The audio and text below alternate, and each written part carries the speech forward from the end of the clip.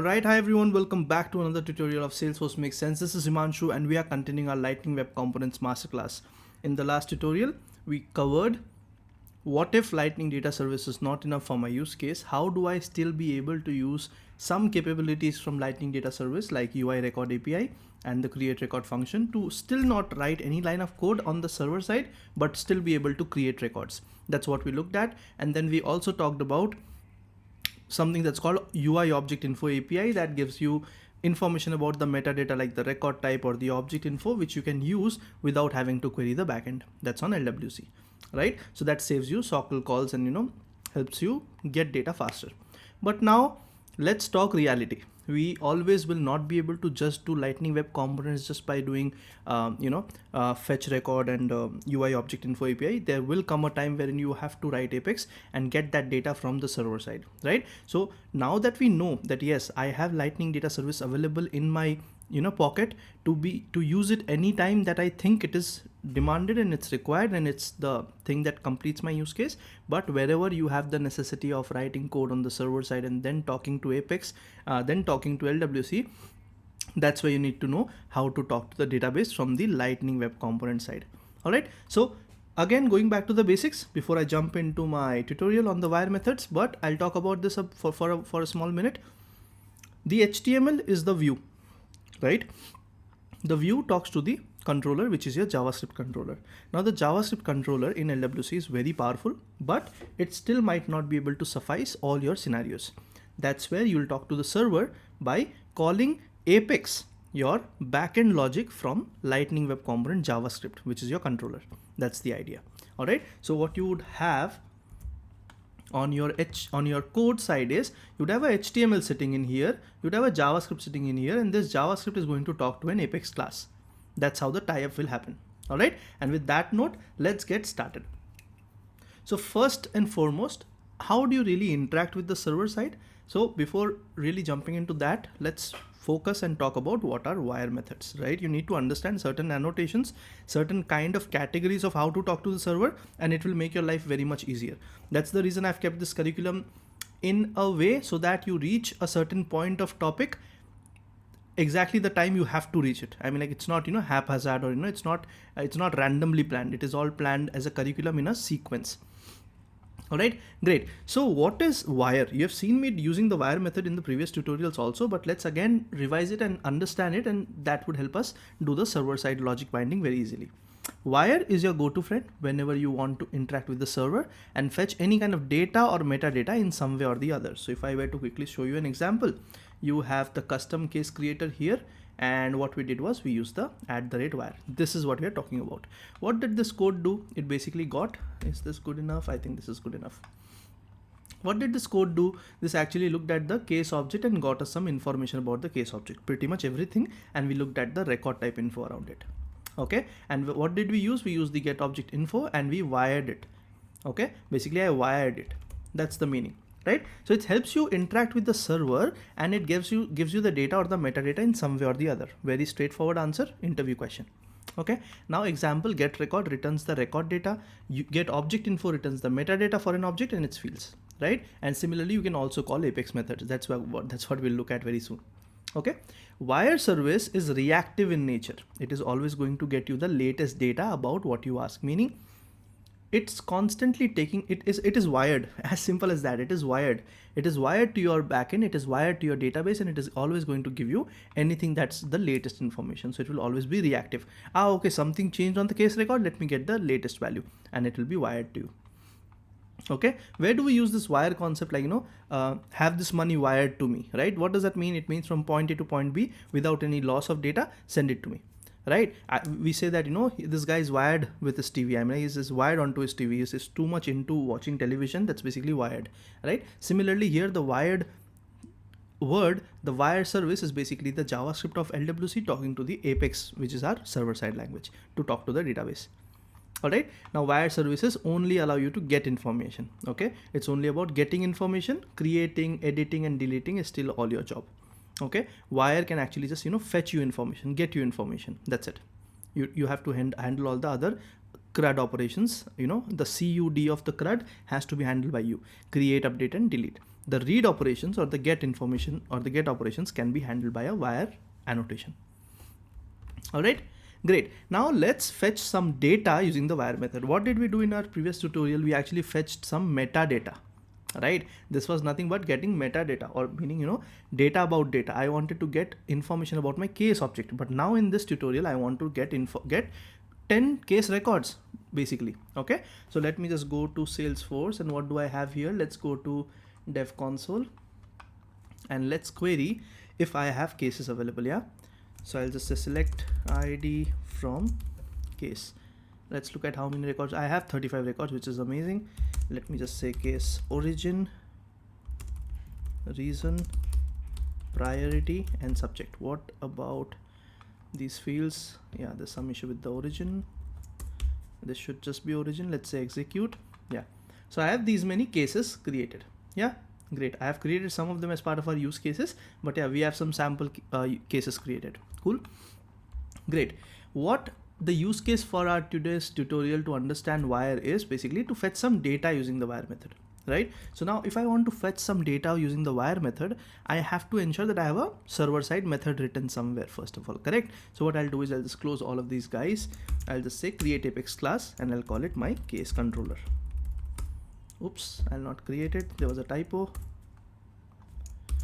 Create Apex class, case controller, all good.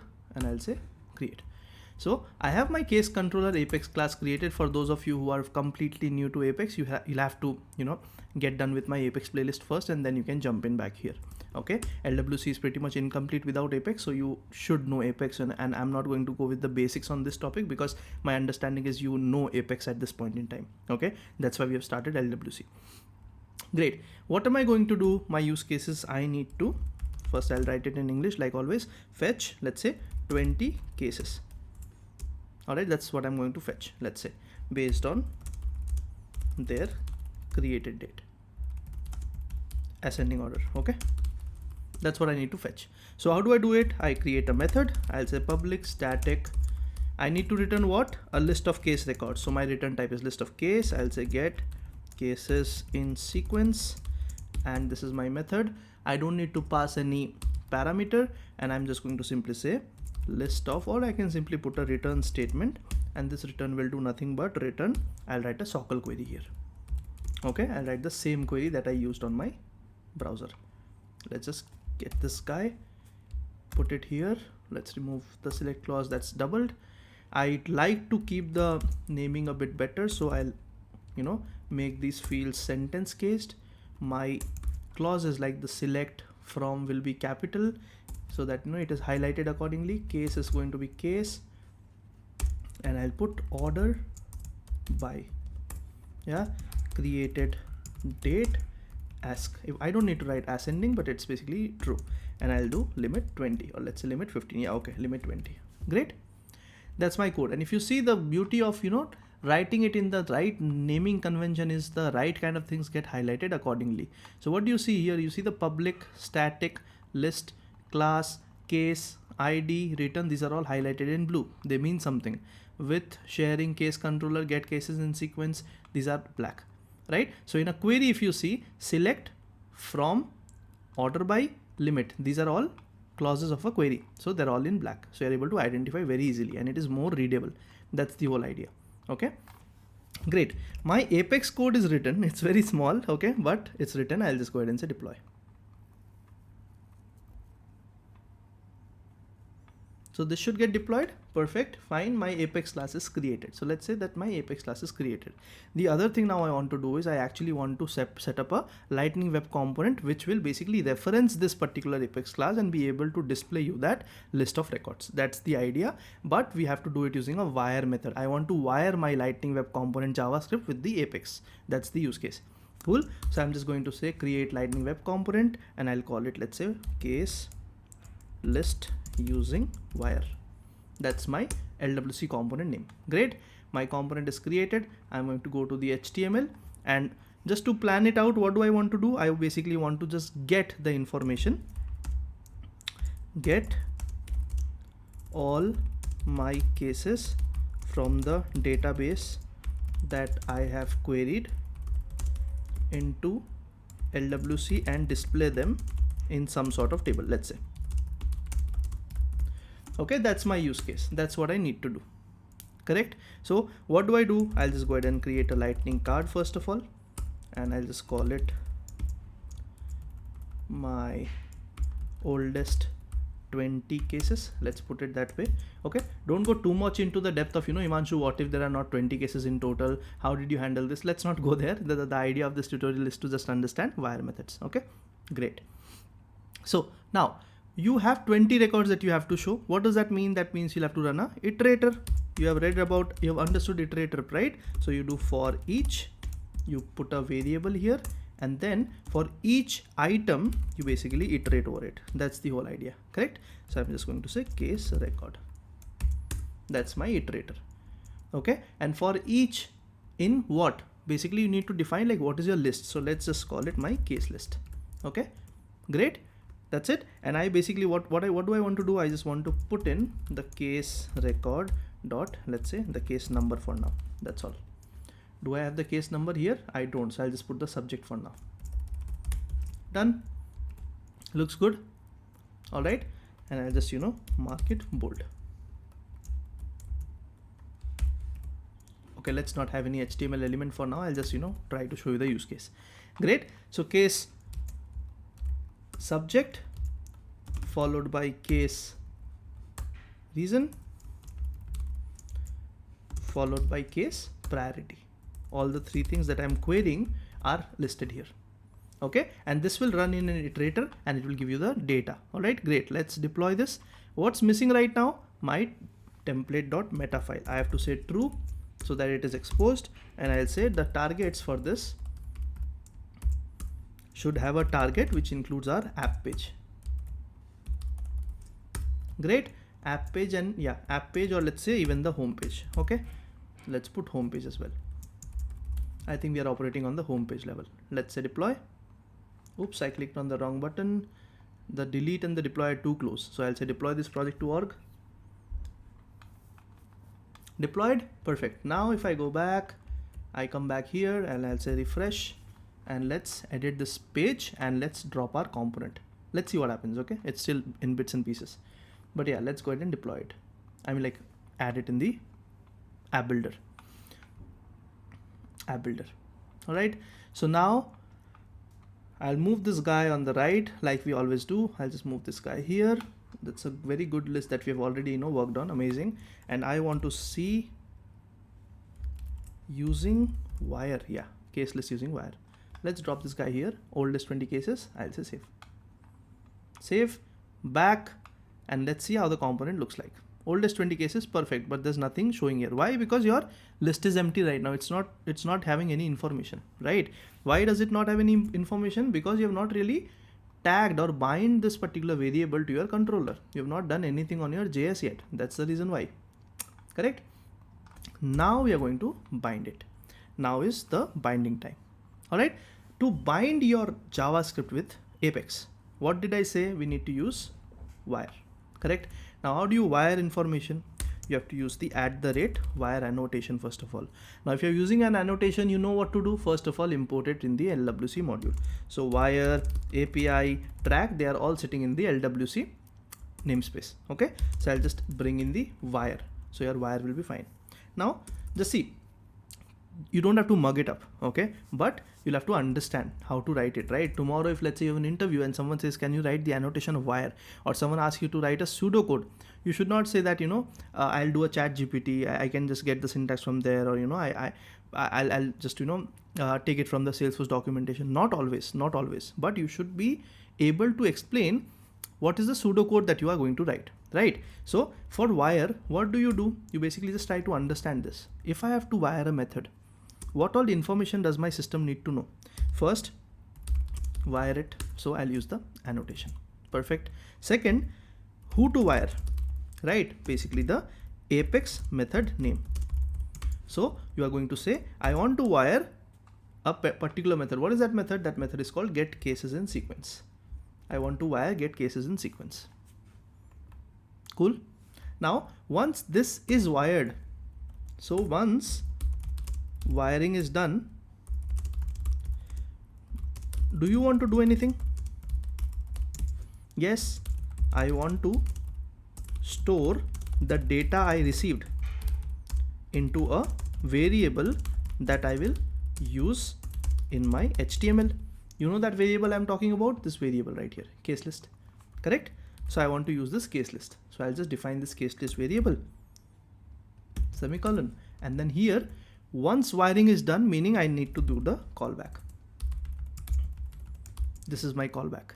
Now, the good part about wire and that thing that you already know is that every wire method returns one of the two things, either data or error. So if the callback is written, it will return either data or error, correct? But these are parameters. So just in terms of the syntax, you have to put it in curly braces. That's the callback handler logic. And you can just open your brackets to handle anything that you want to do after you receive either data or error. Now, if I receive data, very simple, I do something. But if I receive error, I do something.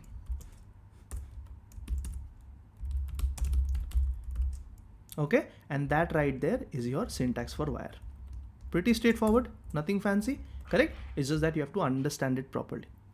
Cool. I'll get rid of this comment. I'll get rid of this comment. I'll get rid of this comment. I'll put a console.log here, and I'll just say error received while connecting to Apex, and I'll just put the error. Okay, now this error we'll talk about it a bit, but for now this is fine. Okay, I'll just keep it as is, no problem. And if I receive the data, what am I supposed to do? I'm going to use this data and put it in my case list. Now case list is a variable. I'll put case list is equal to whatever data I received. What is the data that I'm receiving from my Apex? I'm receiving a list of case, so it will become a list kind of variable. But because it's a variable defined here, you need to reference it, this dot case list. Perfect. Do you see any errors? Do you see any problem? Yes, we see a problem. This particular thing right here is showing highlighted in red. Basically that means you have done your thing, but you have not told the system yet where does this get cases in sequence sit, right? So now the thing is, Salesforce is kind of understanding, oh okay, you have wired a method, but where is that method? So you have to tell the system that that method is sitting in the case controller somewhere here. Why? Because you could have controller A, controller B, controller C, and each of them can have the same method name. So how will Salesforce understand? How will the Lightning compiler understand? Right? So you have to tell that, this get cases in sequence is coming from my Salesforce schema, but it is coming from the Apex code where case controller is the Apex class and get cases in sequence is the method name. What do you do when you have to, tell something more? You have to import it here on the top. This is the sequence. This is the syntax. Now, what do you want to import? You want to import the case controller dot get cases in sequence. So I'll say case controller dot get cases in sequence. This is my method name. This is what I want to import. But where is this sitting? This is sitting inside Apex, correct? And where is Apex sitting? It is sitting within Salesforce. So Salesforce is my namespace. Within Salesforce, I have the Apex space, and inside Apex, the case controller class has get cases in sequence. So import this particular thing into a variable here. Now that variable is nothing but this thing that you have defined. And that's it.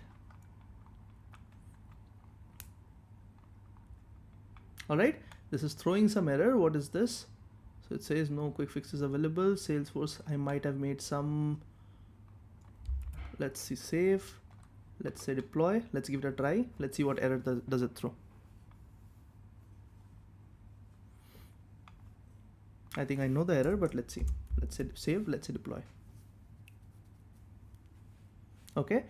So what does it say? It says Salesforce Apex modules only support default imports. All right. I'm not sure what does that mean. So I'll just take this up and I'm going to go to Chrome. I'll just try to paste it. So it says that, import methods use default import syntax to import the data via scope packages. What is the problem? Let's see. Salesforce Apex case controller is right here. And basically I'm trying to say get cases in sequence. This is my method, right? I know there's one problem, but I don't want to reveal it yet. So I just wanted to see if I can deploy, right? So I have the Salesforce namespace.class name, but I don't have a namespace yet. So let's look at wire Apex methods to Lightning Web Components, and I have, okay, is there an example sitting here somewhere? So this contact controller, the get contact list.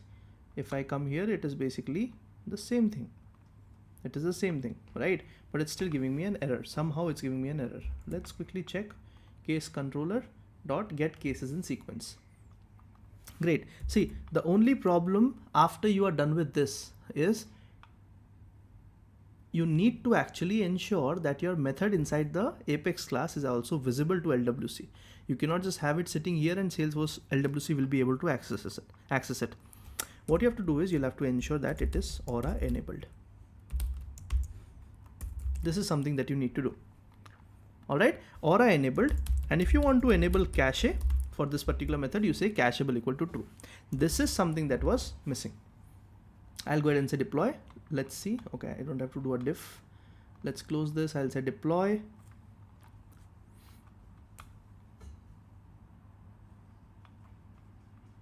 Deployed fine. If I go back here, is it still throwing an error? It is, which is weird. Let's see, Salesforce Apex case controller dot get cases in sequence, which is fine. Let me just try to deploy it again. It's still failing. Let's look at what is the error. I might be making a small typo, but I'm not aware of where is it. It could be that, or it could be, what if I just do no C dot? No, it does not work that way. Let's say deploy. Okay, it still says Salesforce Apex modules only support default imports, which is weird. I already revealed my other problem to you, but let me just, open it here and see what is the issue. Why is it forbidden to import several Apex methods? Okay, what is the problem? Use default. Okay, what does it say? Is there a solution for it? Yeah, I've just imported one method, right? So it is, oh, could it be that my org already has a case controller? Let me just check. What is this case controller? This is a new method, right? And this is a new class, which is fine. Then why is it creating a fuss about it? Import method 1. Okay, I think I understood. My syntax is a bit incorrect. So import method 1 should not be within this curly braces. My bad. All right, I revealed one of the other errors early. I thought that could be the problem, but yes, now you see that you have get cases in sequence coming from the Salesforce Apex case controller. Now let's go ahead and try to deploy it. Okay, I'm going to get rid of that Aura enabled for now so that I could just show you something. It deployed fine. I'll just go ahead and say deploy. Deployed fine, right? No errors. Now I'll go back to Salesforce and I'm going to go into my browser. I'll say refresh and let's look at what do we have loaded here. There's nothing has been loaded, right? And if you see, there's nothing on the console as well, right? So that means it's not really giving you any data, even though you have linked it. Just understand, you have linked the get cases in sequence with your HTML, with your JS file here, but it's not able to call it somehow, right? And that's the reason why. The reason here is because your case controller method is not really visible to the Lightning Web component, right? So you see, you did everything correctly, but you're not seeing any results here, correct? If I go to sources and if I just, open this using wire.js and let's look at get cases in sequence method here. Where does it sit? Okay, this is not the,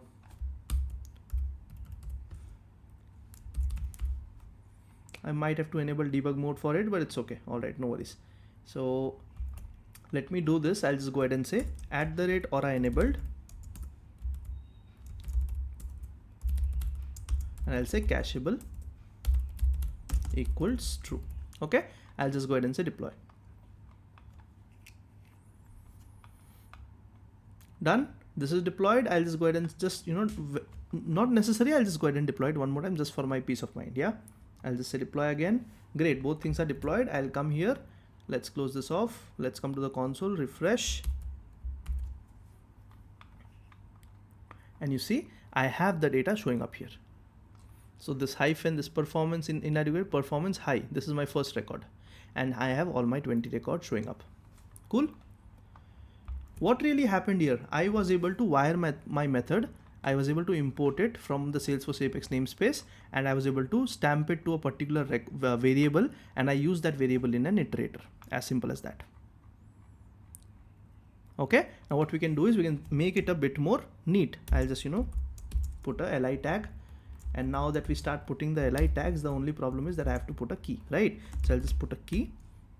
Let me not put it. You'll see that there's an error. See, this is saying red, and if I click on it, it says missing key. The reason being, whenever you are on an iterator, it is important for the DOM to identify what is the current element index. So it is important to uniquely identify every row, right? So I'll just say case record dot id. That is my unique key. I have that id coming from Apex. I can just, stamp it here. So every line item li tag will uniquely identify this thing right here. All right, and now inside this, I can very well just, put a bold tag on my subject so that the subject is highlighted, and then I can just have my reason and priority. All right, and then this is the li tag that ends here. Perfect. But in case there's an error, that is where you can handle your error. So I'll say template if true error.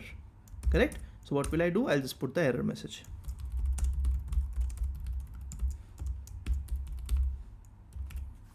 All right.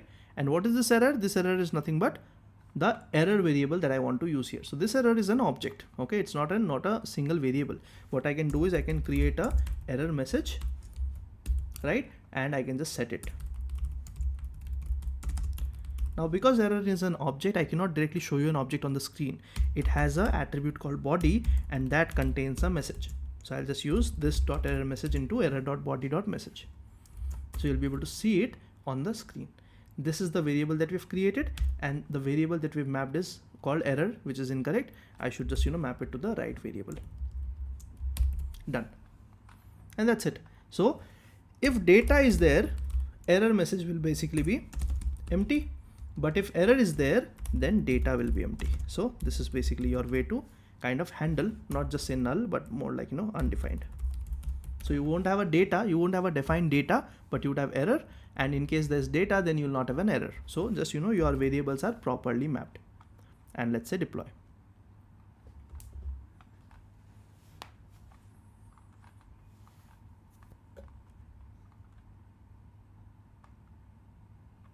All right. Let's go back, refresh.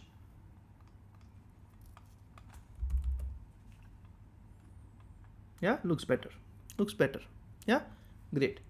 So these are my oldest 20 cases, and I have the subject, the reason, and the priority along it.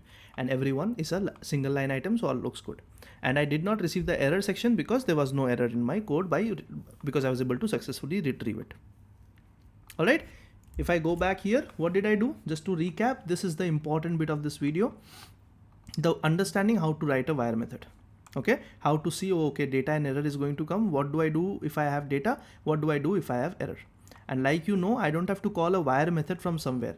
It will automatically be called when the component is loaded. Okay, and whenever something changes on the data side, it will be reactive enough to get your information.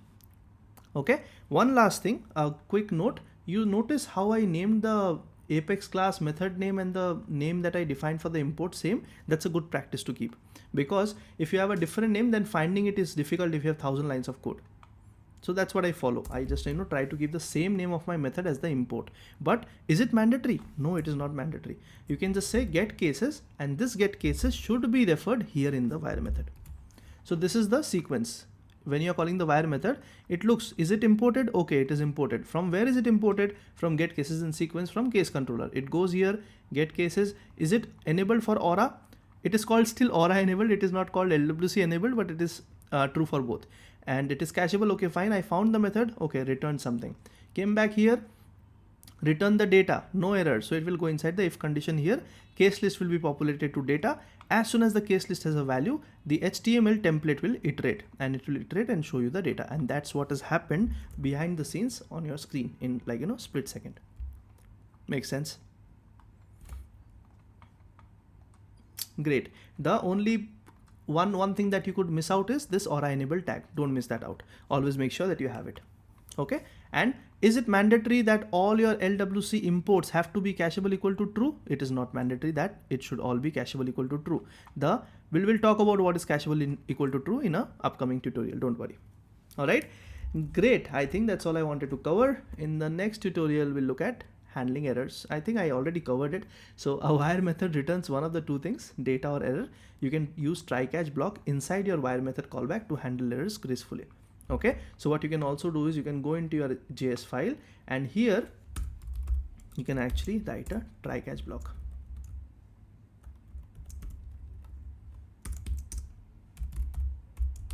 You can do that.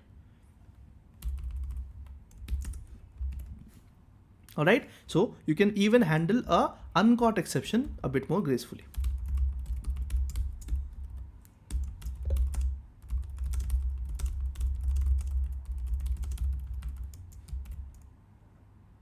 All right, so this error is going to come in if the method was able to successfully reach the Apex class and it threw an error. But this catch will take care of all your uncaught exception. This is a caught exception. This is an uncaught exception. Okay, now I just want to give it a try. Let's see if it shows up. I'll just get rid of the aura enable tag. I'll deploy this. And now this becomes an uncaught exception, right? So I'll just go ahead and try to deploy this. So I have a try catch block, and when I call the wired cases method, let's see if the catch block shows up or not. Ideally it should, but let's see. Because last time it did not, which means this error did not run. Okay, unable to find Apex. Okay, it's already giving an error on the compile time, and you have to ensure that your get cases in sequence method is aura enabled, or else it is not going to even compile. I'll say deploy one more time. I'll put the cacheable equal to true, and then I'll just deploy this guy also. So yeah, anything that's uncaught, in case it happens, can be handled by the catch block, and you are very much welcome to actually use try catch block inside, so that your caught exceptions and uncaught exceptions both are handled gracefully. That's the whole idea. All right, let's quickly go back to Chrome and let's just check if everything is working fine after making our changes. Yes, all looks good. The only thing that's troubling me is this spacing here. I'll just fix it and then we can close the tutorial. Okay, I'll just put a li class, and for each li I'll just put sldsp around small. Great, let's go ahead and say deploy. So just added a small padding around each of my li tags. So there should be some space, here. I'm not liking that space. It's all clumsy, so it should be a bit more better. Oh wow, it's a bit too much, but yeah, better than what we were seeing before. All right, what I can do is I can just put left.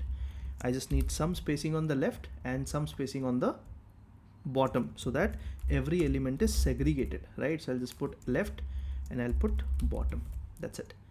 So now the spacing should reduce from the top and the right side. Only bottom and left side will be taken care. Let's go back, refresh. Much better. Great. That's all I wanted to cover in this particular tutorial. In the next one, we are going to talk about, let's quickly verify that. We'll call Apex methods and we'll talk a bit more about imperatives. Great. All right. Thank you, everyone. See you in the next one. Bye.